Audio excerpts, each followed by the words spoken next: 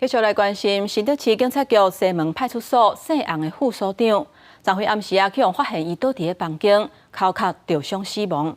头壳灼青死亡。警方初步勘查，歹拄是有外力介入，也那代志发生的原因是要来调查。员警值班交接，发现洪远枪弹未缴还，察觉有异，立即于驻地3楼寝室寻找，发现洪远已自强倒卧勤务宿舍床铺。 同仁立即通知119人员送医，经救护人员到场确认死亡。